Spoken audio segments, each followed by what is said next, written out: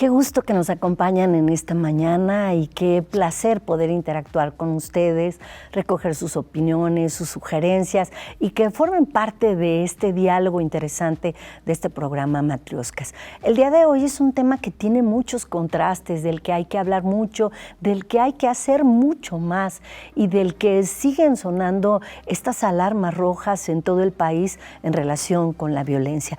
Nuestro programa tiene que ver con hablar sobre el Día Internacional de la Eliminación de la Violencia contra la Mujer, pero más que como una jornada de 24 horas, como una actividad permanente de replanteamiento de qué debemos hacer en las diferentes instancias para erradicar esta violencia, para volver este mundo más vivible para las mujeres. Como siempre tenemos especialistas y dos de lujo en esta mañana que nos van a platicar sobre eso desde su expertise y desde las posibilidades que ellas han trazado para hacer la vida de las mujeres mejores. Tenemos un contenido que nos tiene la producción, que nos sirve de punto de partida en este programa. Gracias por estar. Empezamos.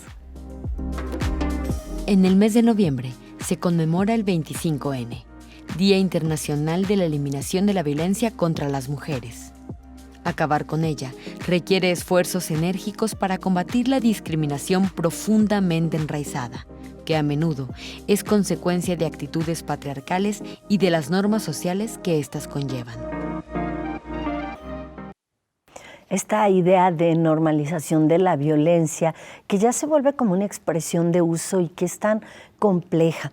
Para lo mismo tenemos para abonar sobre el tema, para permitirnos un esquema del mismo y por supuesto también nosotros tener vías hacia mejorar esta situación y, si es posible, por supuesto, en nuestros ámbitos, erradicarla. Nos acompaña el día de hoy la doctora María de la Luz Luébano Martínez. Ella es docente del Departamento de Sociología y Antropología del Agua. Muchísimas gracias, doctora.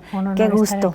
Para nosotros también alguien experta que ya tiene un prestigio, una trayectoria y que es una de las mujeres que yo conozco muy inteligentes. Ustedes ya lo verán.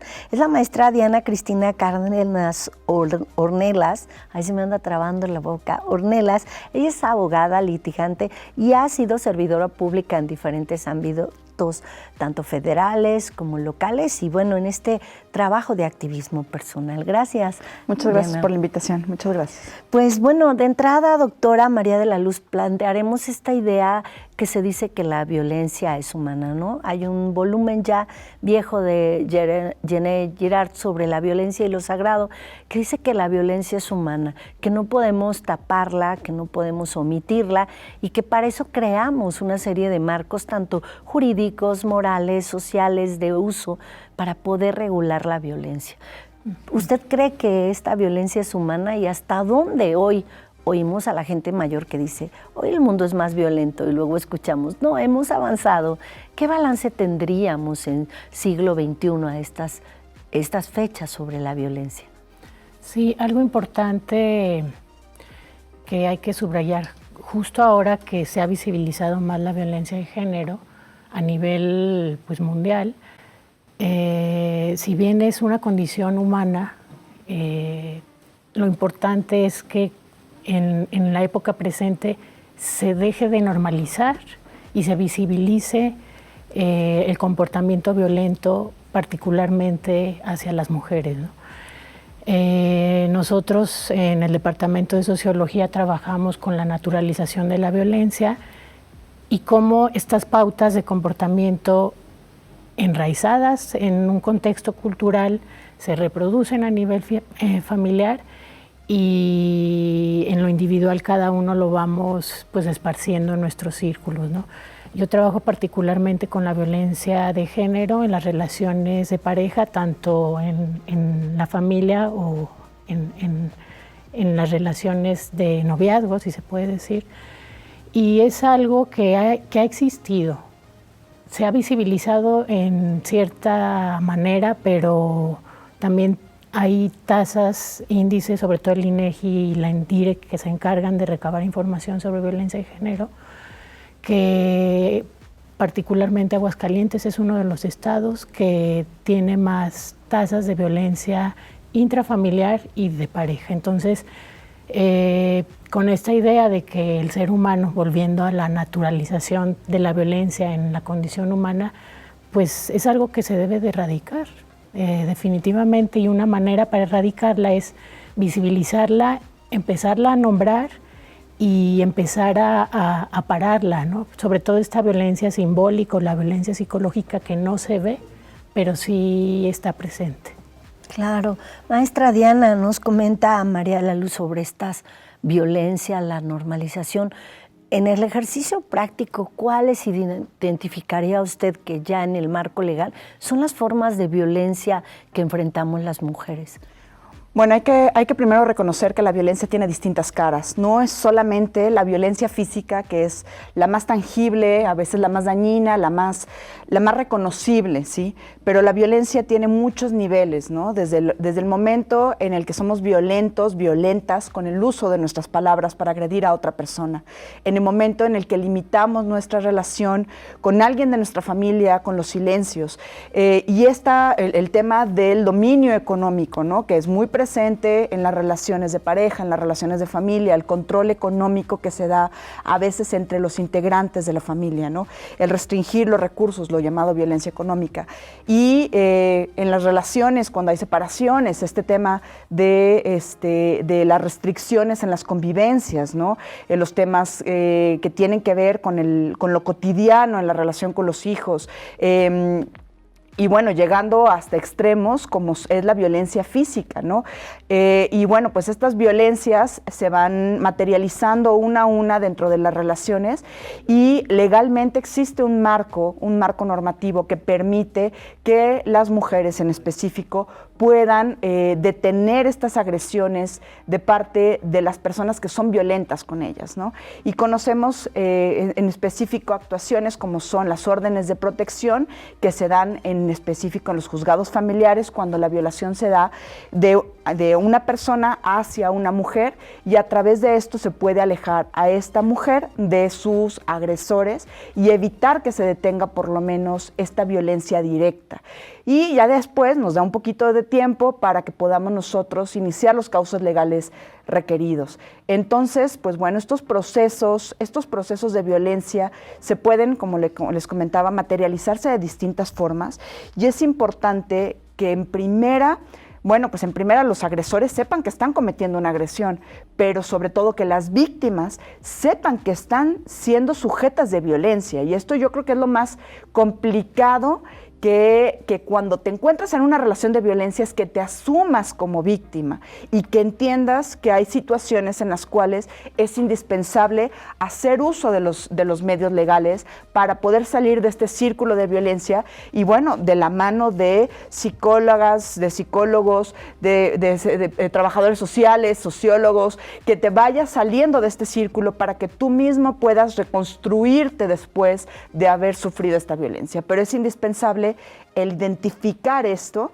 el identificar que estás viviendo violencia para que puedas iniciar tu proceso de sanación personal, pero también de distancia para entender cómo se tiene que abordar estas situaciones. Entonces, esta parte es importante que se identifique, ¿no? Es muy complicado, nos dicen luego, ¿no? Por cualquier cosa te piden una orden de protección o te dan una orden de protección. Claro, porque para que una víctima llegue a solicitar el apoyo en un despacho, llegue a solicitar el apoyo en el Centro de Justicia para las Mujeres y solicite el separarse de su agresor o de su agresora, porque la agresión, la violencia no tiene una cara, ¿no? Tanto hombres como mujeres podemos ser agresores y provocar violencia. Y entonces, cuando una víctima se atreve a llegar a este punto en el que solicita violencia, pues es como un llamado de auxilio, y en ese momento tiene que haber una intervención. Preferible que se dé una orden de protección o de alejamiento para una persona y que no se necesite, a que se necesite y no se otorgue. Entonces, esta situación en la parte jurídica por eso es tan sensible y tan efectiva, tan inmediata. Y bueno, ahorita en un momento más platicaremos un poquito más sobre esas etapas. Claro, comentamos, doctora María de la Luz, y retomando lo que dice la maestra Diana, a veces se cree que las mujeres no quieren denunciar, que llega a pasar, pero se habla de 8, de 9, de 10 episodios antes de que la víctima se anime, ¿no? Y a veces ya animada se retracta. Esto tiene que ver con un marco sociocultural muy rígido que ya nos tiene condicionadas a las mujeres a, bueno, esto también le pasó a mi familia, estoy siendo muy exagerada, esto le pasó a mi mamá, esto mi amiga ya me lo dijo, en el caso de ella es peor porque él le dio una cachetada o la golpeó, o sea, y tendemos a minorar, a disculpar, a mantenernos, incluso por muchas razones, una de ellas es el miedo, ¿no? El miedo y, como bien comentas, la variable sociocultural. Hay un espacio muy amplio de cuando se empieza a vivir la violencia de género, particularmente a la denuncia. Ese espacio puede ser de mucho tiempo o nunca puede suceder. ¿Por qué? Porque justamente culturalmente estamos condicionados y condicionadas a prácticas cotidianas que son violentas. Por ejemplo, yo me he acercado mucho a la comunidad universitaria, tanto en Aguascalientes como en la Ciudad de México, y es increíble, sobre todo, la violencia psicológica, porque es la que me interesa en el presente, porque es tan sutil que no la percibimos, por un lado, y por otro, la percibimos, pero está normalizada en nuestras prácticas cotidianas que, como bien comentan, no pasa nada, ¿no? Y justo también se atraviesa la variable de las relaciones de pareja o las relaciones familiares. Entonces, estas relaciones íntimas que se supone están enmarcadas en un contexto de respeto y de amor, también pueden jugar un papel importante para que no se crea que se está viviendo o padeciendo la violencia de género. Entonces, cuando pasa un episodio primero de violencia, por ejemplo, psicológica, la víctima en este caso, como hablamos de la mujer, dice ok, es su forma de ser, y empezamos a justificar con una serie de características culturales y llega el punto de que hay 1, 2, 3, 10 episodios en donde la escala de la violencia va subiendo y ya no es solo violencia psicológica, sino que pasa a ser violencia física hasta desgraciadamente llegar en algunos casos al feminicidio. Entonces, sí es muy sutil, sí es difícil ser víctima de violencia y identificarlo, sobre todo este tipo de violencia, y además hablarlo, externarlo y hacer la denuncia. Claro, pues nos quedamos con esta parte de identificar y luego denunciar. Vamos a una pausa aquí en Matrioscas, regresamos en breve.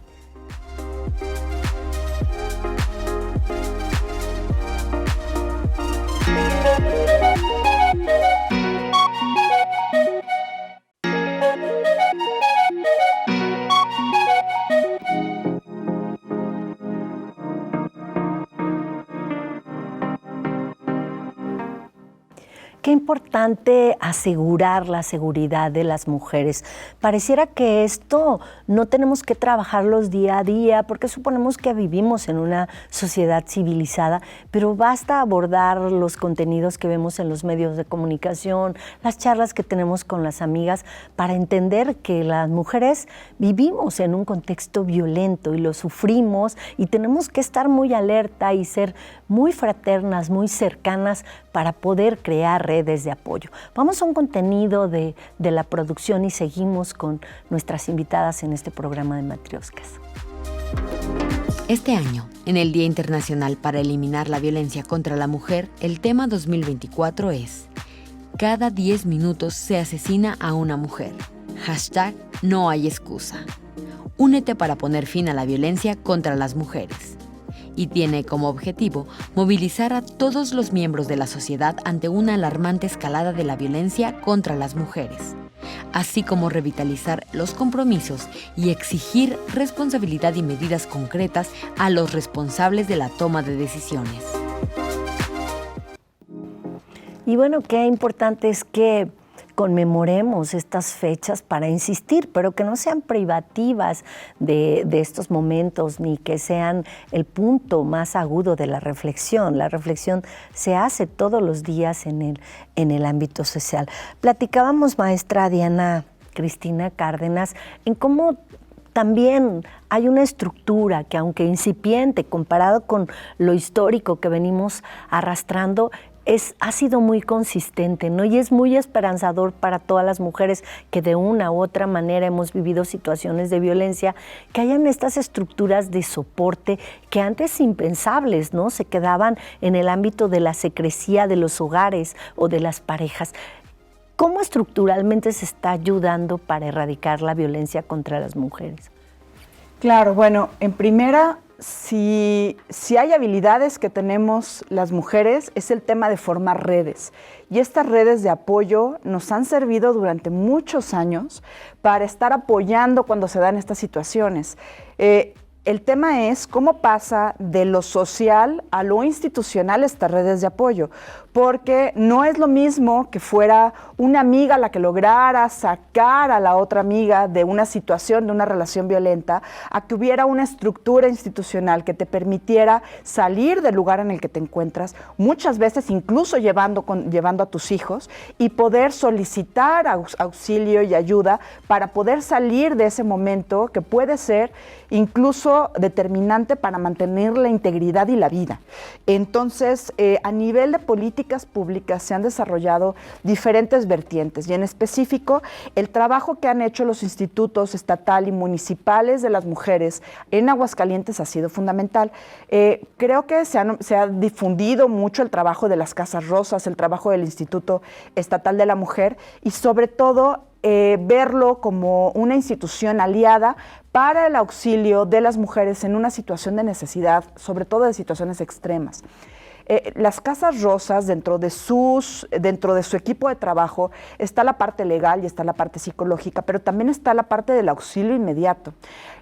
Muy siguiendo la línea del trabajo que estaban haciendo organizaciones de la sociedad civil, donde generaban estos refugios para mujeres en situación de violencia. Entonces, estos apoyos institucionales, gubernamentales, son indispensables, como lo comento, cuando hay una situación inminente, ¿no?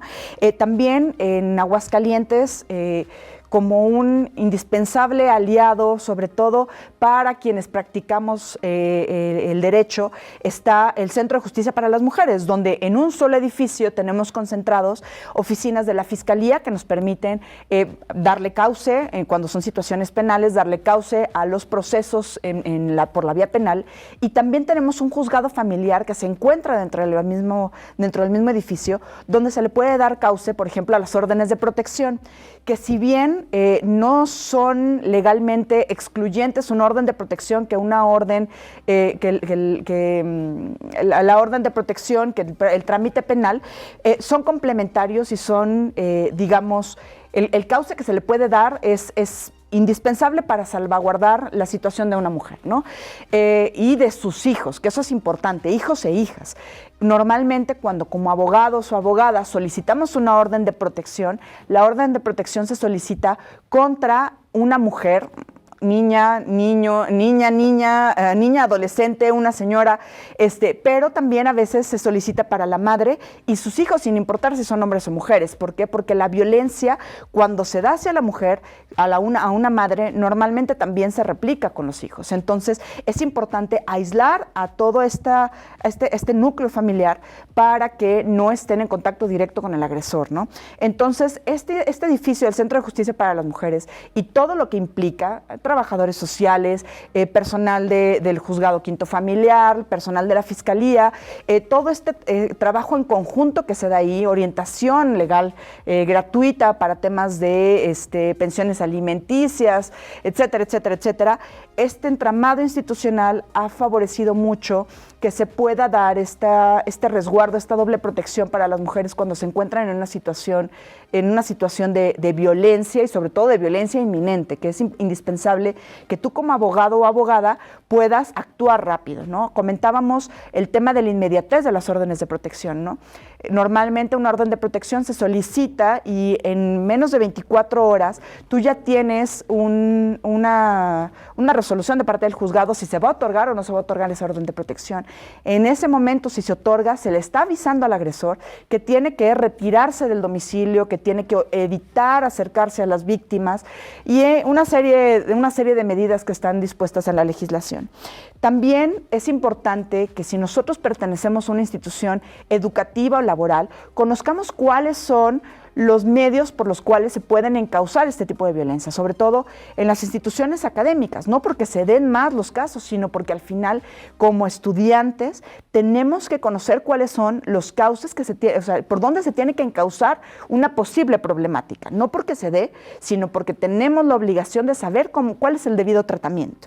Y en el caso de la Universidad Autónoma, pues es justamente el Comité Institucional de Equidad de Género de aquí de la universidad. Entonces, que sepan que si se llega a presentar alguna situación de una posible violencia de género, en cualquiera de sus niveles. Me acuerdo que en algún momento me dieron este termómetro de violencia, justamente a la Universidad Autónoma, ahí con mi querida Gaby Guillén. Cualquiera de estos puntos, es importante que no dejemos que avance la violencia. Si hay algún tipo de agresión de algún compañero, de algún profesor, de algún colega, que se identifique y que se le dé el tratamiento adecuado, porque todas y todos tenemos derechos a estar en un lugar donde te puedas desarrollar plenamente, en tu trabajo, en tu casa, en tu institución, educativa. Entonces, es importante que se canalicen estas situaciones puntualmente y en los lugares correspondientes para que tengas este tratamiento. Luego nos tocan ahí asuntos, ¿no? Es que fui a tal oficina de gobierno y no me supieron atender. Bueno, justamente parte de lo que tienen estos institutos especializados en el tratamiento a las mujeres es identificar y abordar los temas con una perspectiva, que es la perspectiva de género, con un tratamiento, una sensibilidad especial para poderle dar el cauce y entender cuál es la problemática completa, ¿no?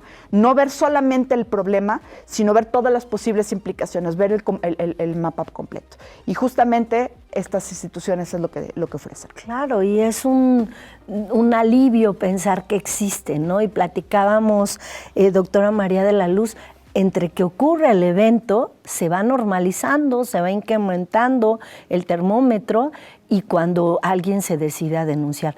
Hay algo que se habla mucho y que a mí me insisten, ¿por qué nunca hablan en el programa de las violencias de mujeres contra otras mujeres? Creo que si no hablamos de eso nos deshumanizamos, porque claro, ciertamente las mujeres no correspondemos a este ideal femenino de dulzura, de pacifismo, de tolerancia extrema, de sacrificio, pero en este sentido es muy importante hablar cómo esta violencia de mujeres contra otras mujeres puede darse incluso en este marco machista, porque otras mujeres en esta estructura defienden esta estructura de manera inercial, ¿no? Por ejemplo, pienso la violencia de las madres con sus hijas que tienen que seguir atendiendo a los hijos, ¿no? De las compañeras de trabajo, a veces cuando hay este señalamiento por el atuendo, por la juventud, por la profesión, pues bueno, si ese decán, ¿cómo no quiere exponerse? O sea, hay una serie de constructos en torno a violencias que el propio sistema patriarcal ha generado para que las mujeres seamos infantería para otras mujeres, ¿no? Sí, justamente Rita Segato habla del manto de la masculinidad. Y ese manto de la masculinidad es una forma de organización patriarcal social que justamente es un manto que cae sobre hombres y mujeres, no solamente sobre hombres o sobre mujeres. Y ese manto de masculinidad, volviendo a citar a Rita Segato, se constituye de estructuras cotidianas, culturales y sociales que nos condicionan para ordenar la vida social y ser o no ser de una determinada manera.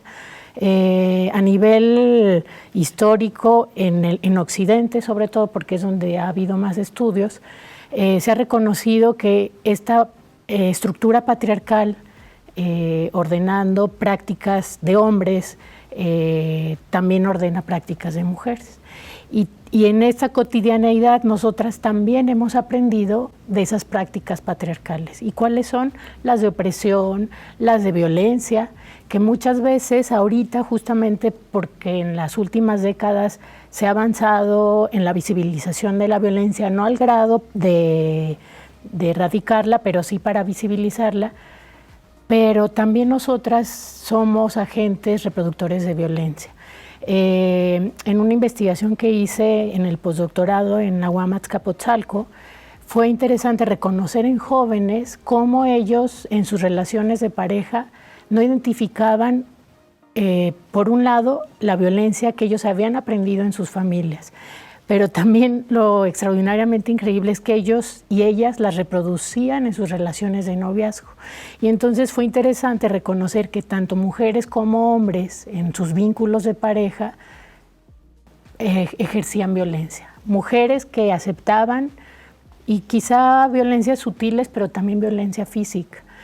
Y mujeres que aceptaban que habían sido violentas con sus parejas y que habían además reproducido patrones aprendidos en este aprendizaje vicario, es decir, el aprendizaje que se da porque se ve al padre o a la madre reproducirlo en sus relaciones íntimas de pareja. Y algo que sucede normalmente en lo privado también ya se está llevando a lo público, como es la reproducción de prácticas violentas en el entorno familiar a las relaciones de noviazgo. Y también hay algo que hay que subrayar. Somos iguales hombres y mujeres en derechos humanos, pero fisiológicamente y biológicamente no tenemos condiciones similares. Y eso se ha puesto en la mesa y también ha quizá borrado un poco la dimensión de una agresión física, porque muchas mujeres al hacer un acto de violento físico pues, se ponen en contra de sus parejas que quizás son más fuertes que ellas, ¿no? Y esto ha aumentado también en algunos países la violencia física en las relaciones de pareja y también de mujeres hacia hombres y también hacia otras mujeres. Y viene también el caso de la violencia laboral, familiar, pues de pares, ¿no? De amigas de mujeres hacia mujeres.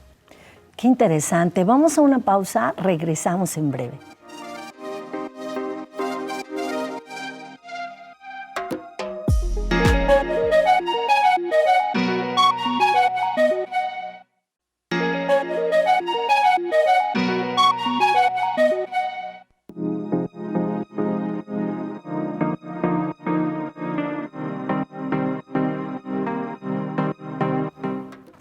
Continuamos en Matrioscas y en este programa que intenta sumarse a todas las acciones, organizaciones voluntarias, redes de apoyo que intentan todos los días la erradicación de la violencia contra las mujeres. Vamos a un contenido, regresamos en el diálogo. En los últimos años ha habido una creciente conciencia social sobre la violencia de género en México. Entre otros factores, esto se debe al aumento continuo en las tasas de violencia familiar y violencia sexual en el país, así como la creciente prevalencia del delito de feminicidio. Datos de encuestas nacionales han revelado que el 71% de las mujeres han experimentado algún tipo de violencia en su vida, y el 39.9% de esa violencia proviene de una pareja. Se plantea mucho esta idea de que se discute, ¿no? Sobre todo en quienes no están tan involucrados, digamos, o involucradas en el grueso de la población, y algunas personas incluso dicen, es que ella es más violento que antes, les ha ido peor, ¿de qué les han servido tantas instituciones?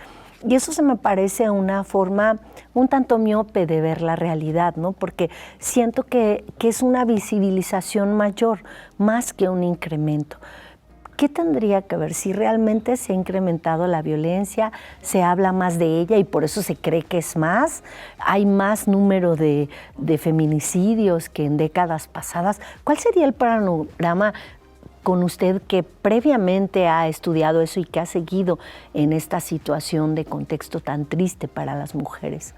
Sí, como bien abrías el programa sobre esa normalización o naturalización de la violencia en la condición humana, a partir de la edad moderna o de la industrialización, que parece que no tiene mucho que ver con cuestiones sociales, pero sí las ha tenido porque justamente reproduce la violencia en el entorno familiar y en el ámbito laboral, ¿no? La reproducción sexual del trabajo. Y con ello también en el transcurso de la historia se han hecho cambios sociales en las cuestiones estructurales de los roles. Y eso también ha generado una forma diferente de vivir la vida cotidiana. Y eso también ha llevado a que haya esa desnaturalización de los roles que estaban tan encasillados para hombres y mujeres, por ser hombres y por ser mujeres. Cuando la mujer empieza a trabajar, también se empiezan a generar nuevas oportunidades de vida para la mujer y ya elige otra cosa que no sea el estar en la casa y cuidando a los hijos. Elige el ámbito laboral y elige inclusive no tener hijos, no casarse, etcétera. Pero volviendo al tema de relaciones de pareja y la violencia de género, entonces cuando estas formas tan cotidianas ya no son tan esperadas, vienen estos enfrentamientos entre los géneros y eso ha provocado justamente un aumento en la violencia de género. Siempre la ha habido, pero ha habido casos en donde normalmente no se llegaba, por ejemplo, al golpe. El golpe a escalada cotidiana llega a estas tasas que acabamos de ver de feminicidio. Entonces, sí ha habido un aumento, sí se está también tratando más que en otras décadas, se ha visibilizado también y gracias a pues a las leyes en nuestros países también castigar. Sí nos falta mucho como sociedad para llegar al abogado, a la abogada a pedir ayuda, porque está tan naturalizadas estas prácticas que las dejamos pasar. Pero pues son prácticas justo que se tienen que empezar a visibilizar y a parar, tanto de hombres, bueno, ahora que estamos en el Día Internacional de la Eliminación contra la Violencia, a la mujer particularmente, es una invitación tanto a hombres como a mujeres de qué tanto practicamos en nuestra vida privada la violencia, ¿no? Tanto de hombres hacia como mujeres, de mujeres hacia mujeres, etc.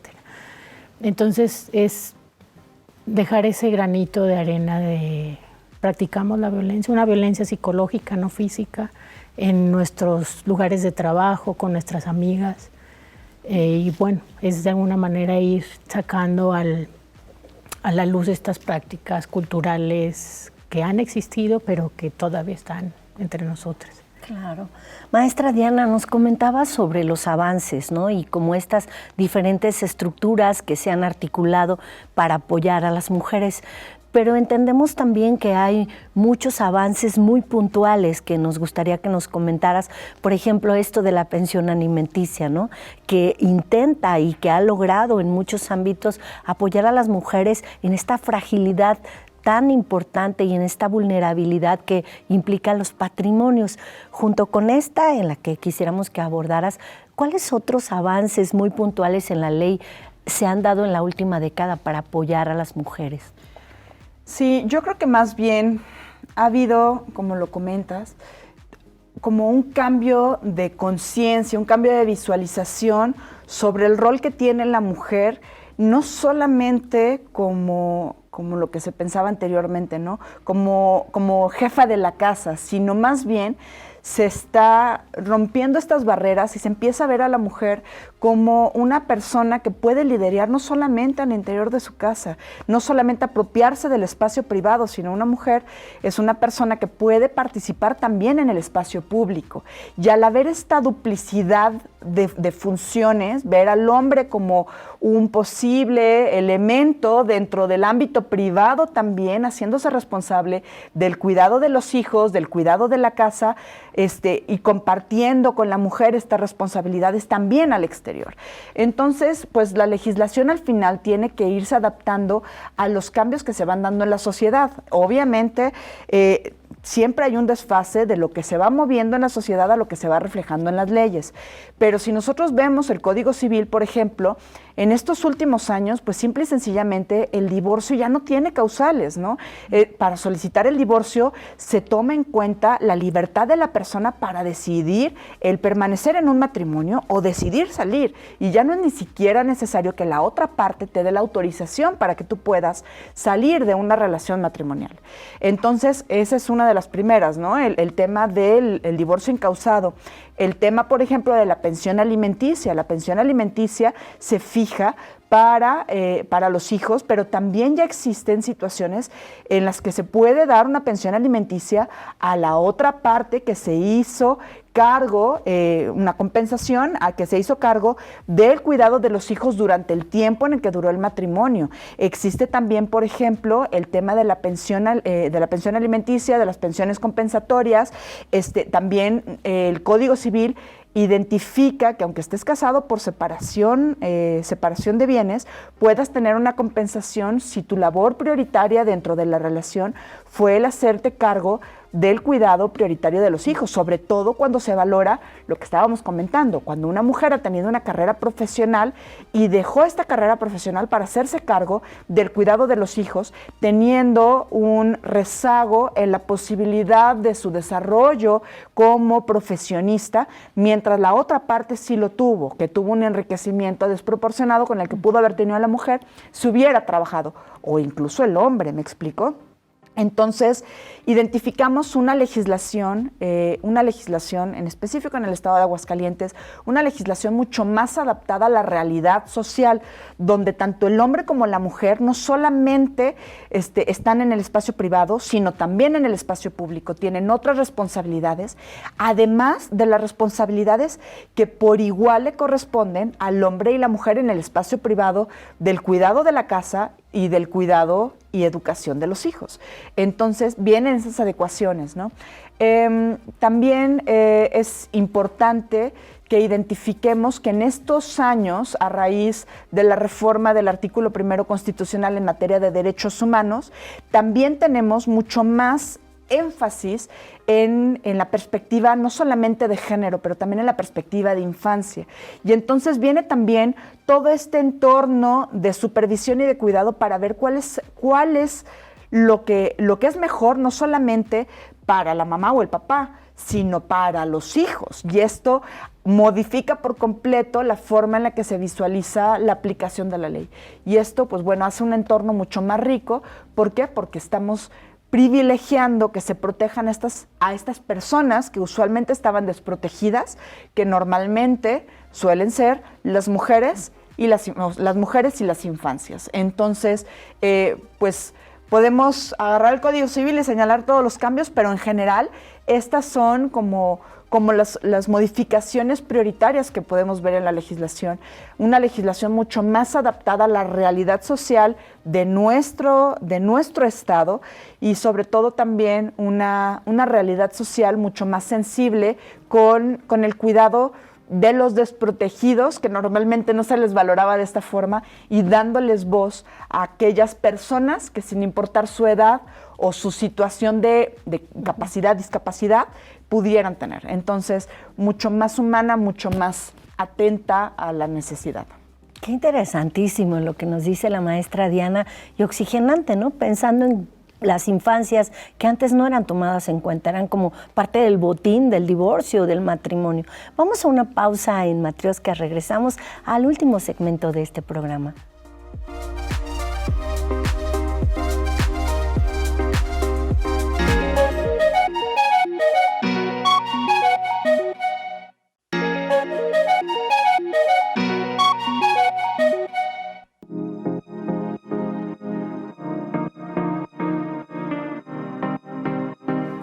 Les recordamos nuestras vías de acceso 910-9260 o a través de las redes en la cuenta de UATV de Facebook. Será muy interesante alguna interacción, sugerencia, felicitación por las invitadas que hemos tenido, porque no es fácil ajustar agendas de todas las invitadas que hacen un espacio de verdad altruista por estar aquí, ofrecer sus conocimientos, sus puntos de vista para enriquecernos y apoyar a otras mujeres.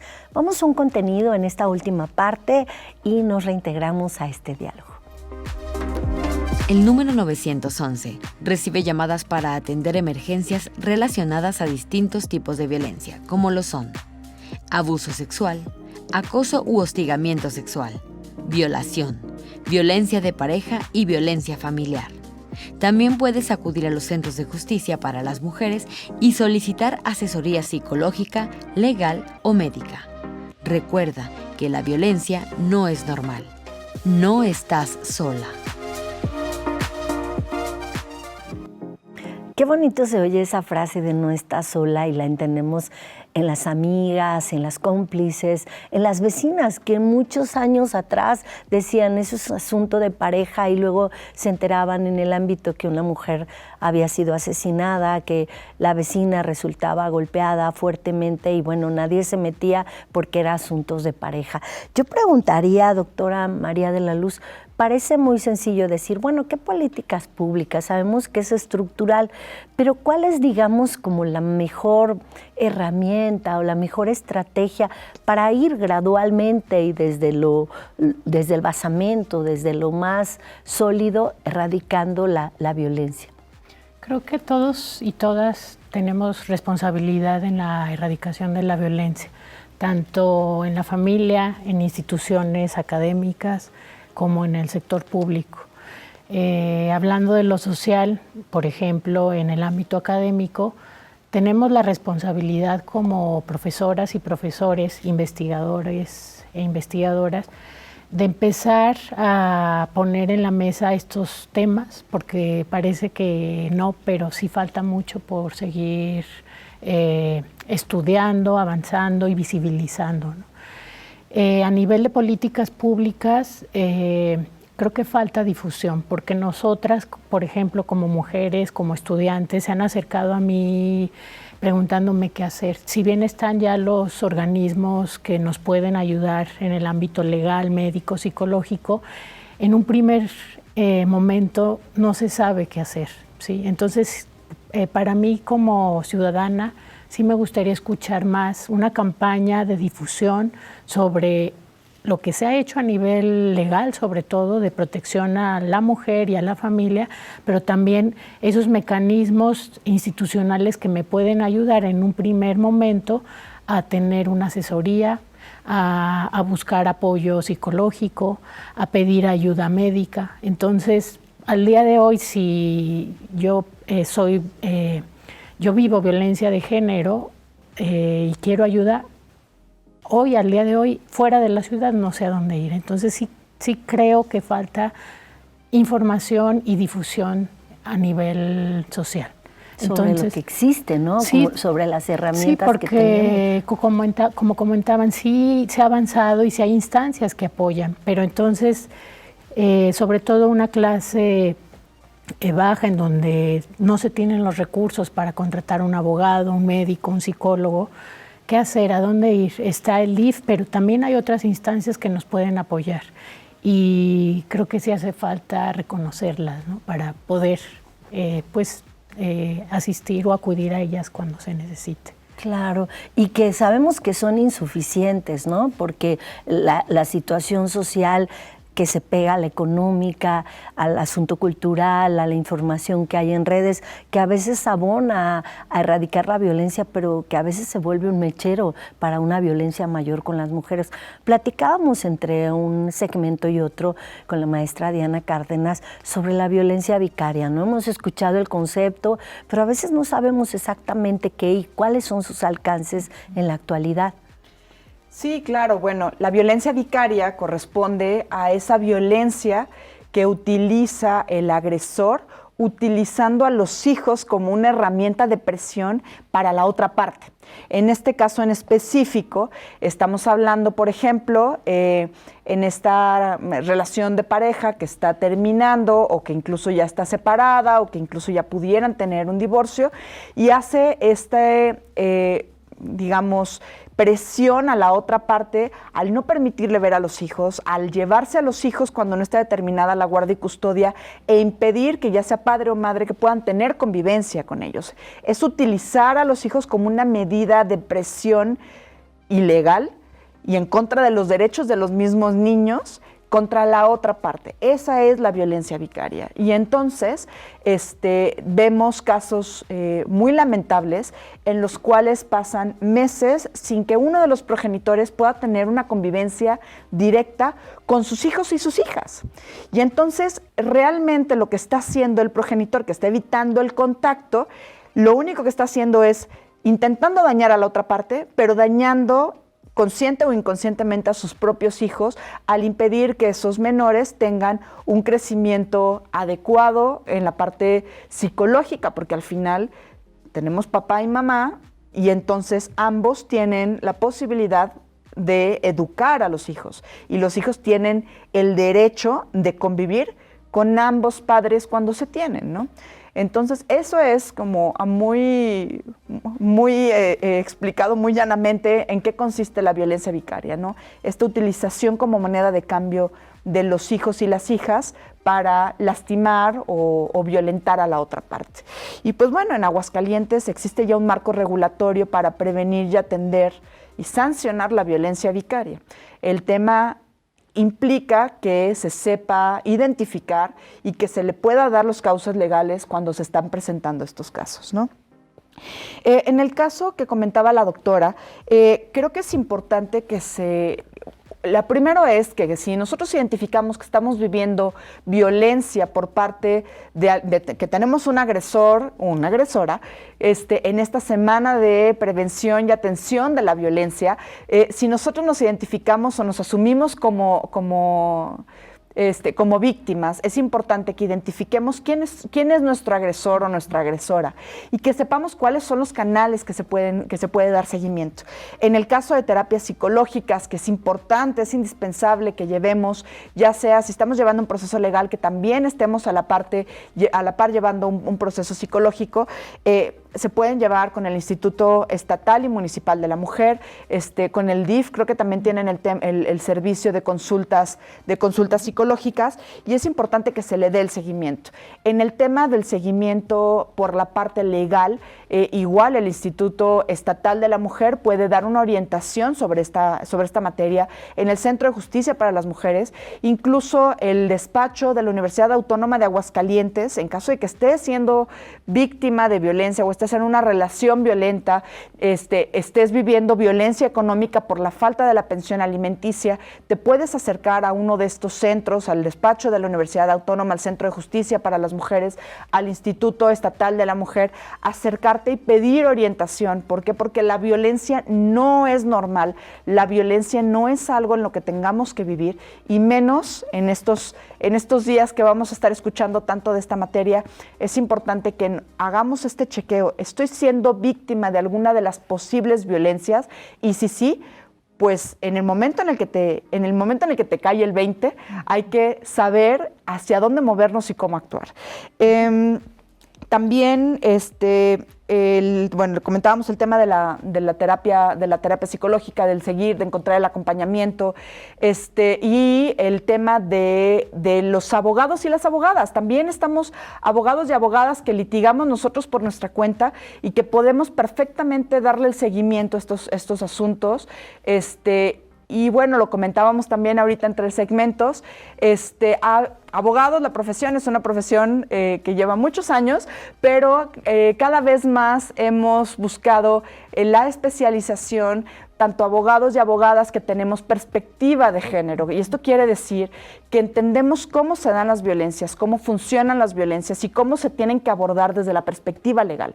Y esto es como ver en blanco y negro y de repente meterle color, ¿no? El llevar un litigio con perspectiva de género, se va a analizar cada uno de los posibles puntos y segmentos que se van presentando, se van identificando cuáles son las violencias que se van viviendo, cómo se pueden abordar por la vía legal y sobre todo el dar el acompañamiento adecuado, porque no es nada más recibir al cliente, sino también es analizar junto con él o con ella todas estas situaciones que se han presentado a lo largo de su proceso. Y como lo comentas, a lo mejor fueron 10 situaciones de violencia, pero pudieron haber sido 15 años de matrimonio viviendo una violencia económica, o 15 años de violencia diciéndole que si se separa de esta persona la va a dejar sin alimentos, le va a quitar a los hijos y la va a dejar sin un lugar donde vivir, cuando la realidad, y como lo comentábamos hace rato,